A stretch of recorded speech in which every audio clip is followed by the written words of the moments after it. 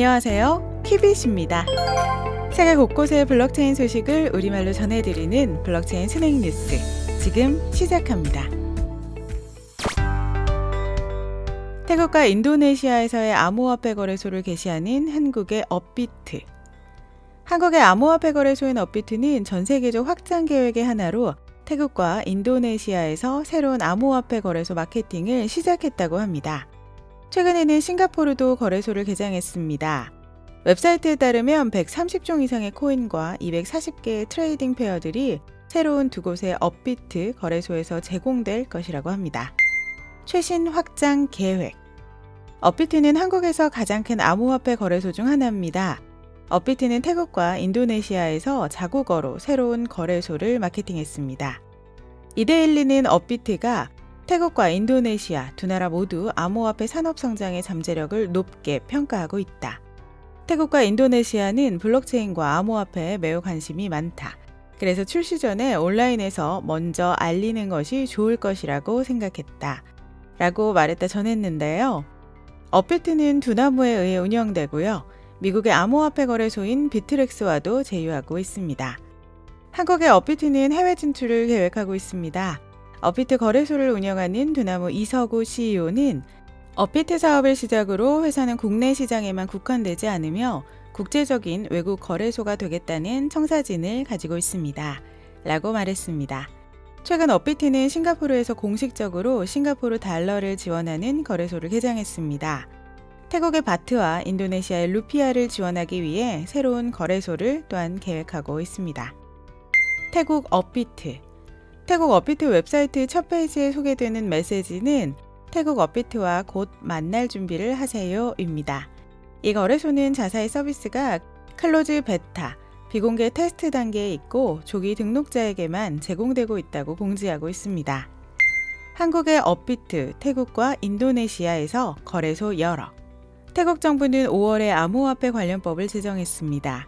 암호화폐 업계에서 사업을 원하는 수많은 지원자를 평가하고 있습니다.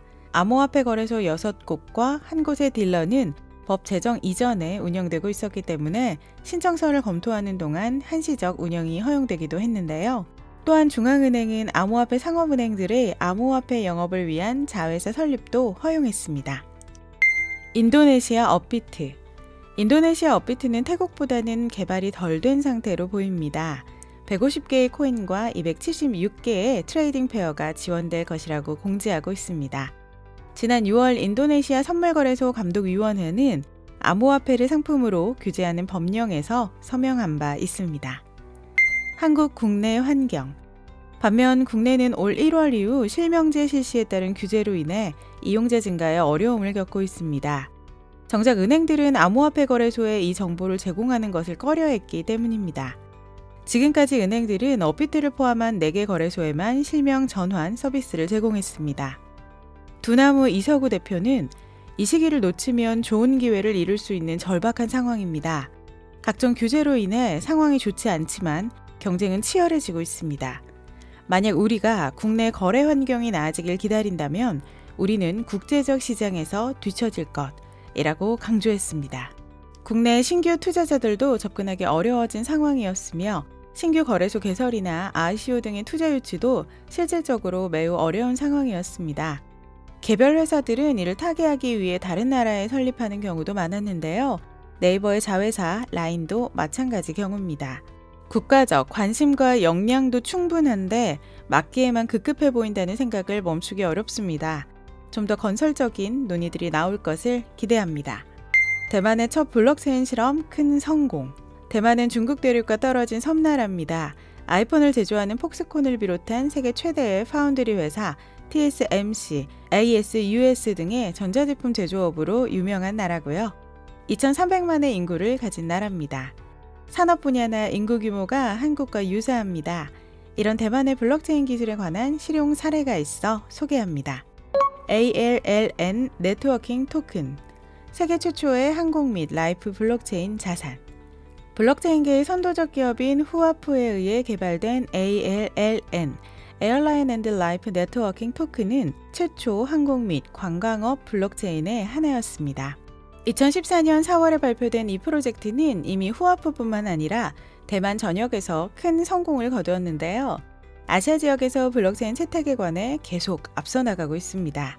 또한 ALLN은 동남아 최대의 디지털 자산거래소 엠백스와 제휴한 최초의 항공 관광 디지털 자산이고 맥선로우와 협력하는 첫 번째 토큰이라고 합니다. 대만 극동항공사 FAT는 대만에서 최초로 실물 경제에서 블록체인을 활용한 항공사가 되었고요.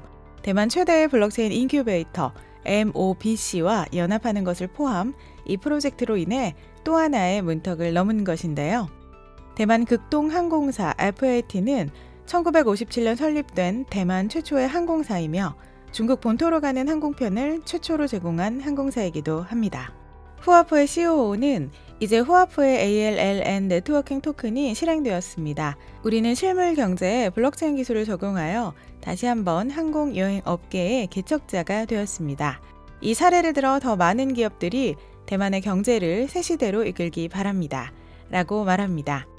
FAT는 ALLN 네트워킹 토큰이 제휴하는 유일한 업체는 아니라는 게 맥선로우의 설명입니다.